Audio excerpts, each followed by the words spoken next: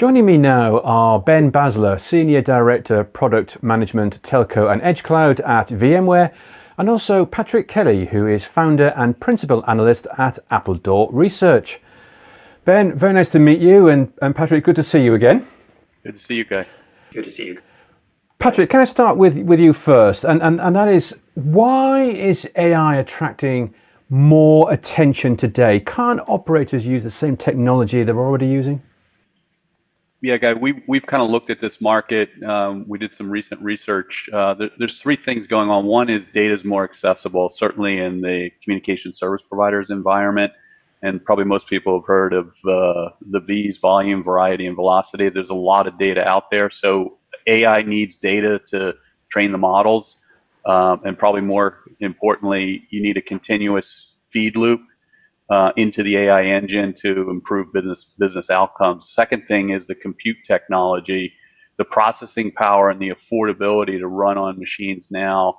These machine learning algorithms is dramatically lower, and you're getting higher processing power. So if you think of what NVIDIA and Intel is doing with GPU and TPUs, tensor processing units, that's the second factor. The third is machine learning algorithms are widely available, both in the open source community, but also via commercial suppliers like Uhana, and some of the things that VMware is doing in that space. The other thing that's I see as important for service providers is their major drivers for investment in AI are largely driven because the technology advances in their infrastructure. So if you look at 5G and just cloudification of the network, it's becoming much more complex. AI sort of helps cull the data and provide insights that normally traditional tools can't provide. Second thing is the emergence of new business models such as edge cloud. This creates opportunities for the use of AI. And then OpEx. If you look at OpEx, the OpEx side of the equation in most operators is 3 times CapEx.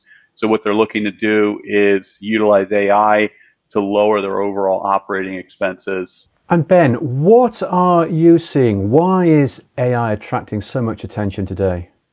The complexity of the infrastructure that operators are building out is ever increasing. So you would see that maybe 5-8 years back, you would deal with much smaller amounts of spectrum.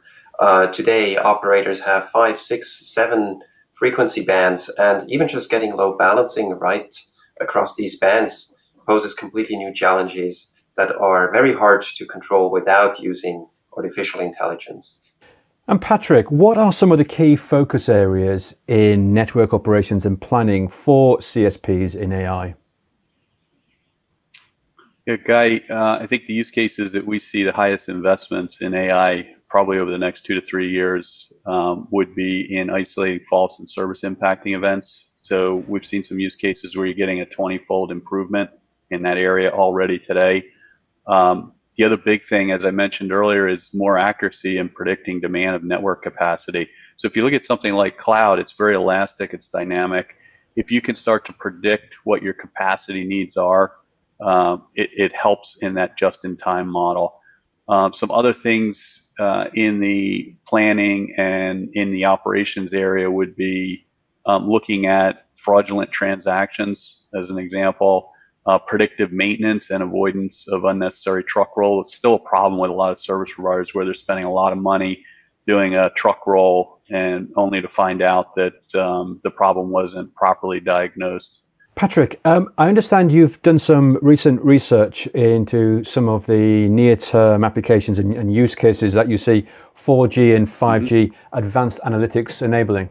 One of the big ones is subscriber level visibility. And the way we kind of look at this is the ability to predict subscribers who have poor quality of service that's not identified with some of the traditional monitoring or SLA tools. So if you look at PM tools as an example, those sample sets are usually 15 minutes. If you really want to improve subscriber level visibility, you need to get them down to much shorter intervals. And I think AI can help there.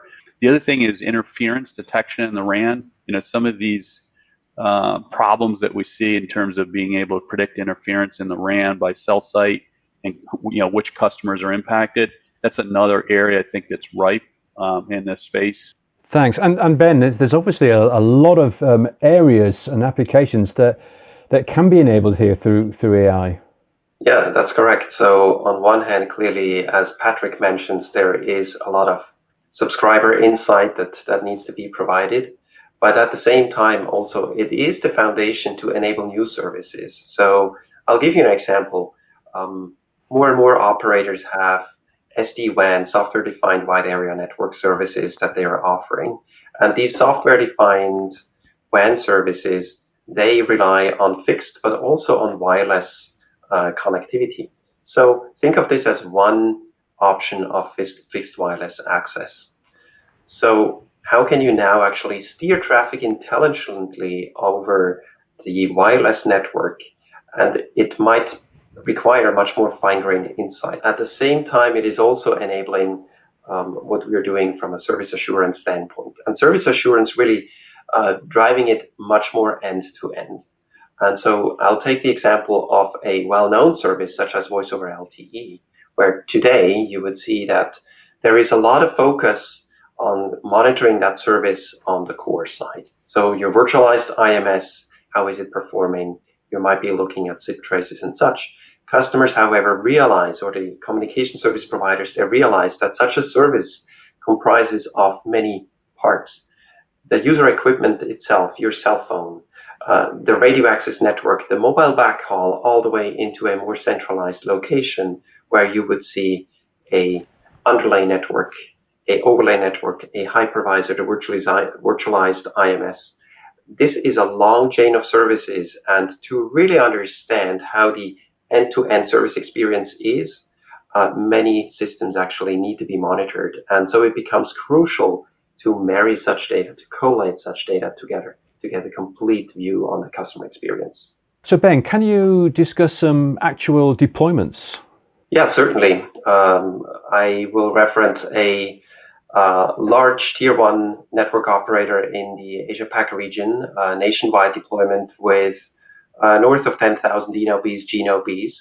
They're running this nationwide, so all the trace information from eNodeBs, GNOBs is actually flowing through the platform, and the anomaly detection and root cause analysis identifies problems of sorts like interference detection. This could be internal as well as external interference detection that is causing subscriber impact.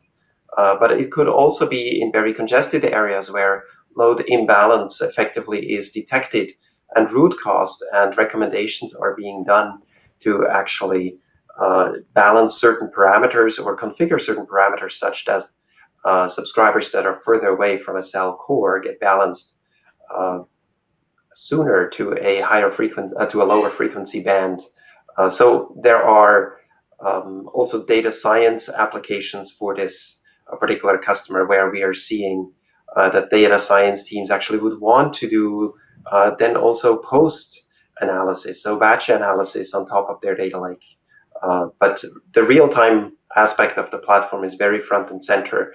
So what does VMware bring to the table? What are some of the advantages that your Uhana solution offers? In summary, subscriber level insight in real time, what service that they're experiencing, anomaly detection, root cause analysis, impact analysis, and then the recommendation. These are things that span across operations as well as optimization and engineering teams. Well, Ben and Patrick, thank you both very much for joining us today. Thank you.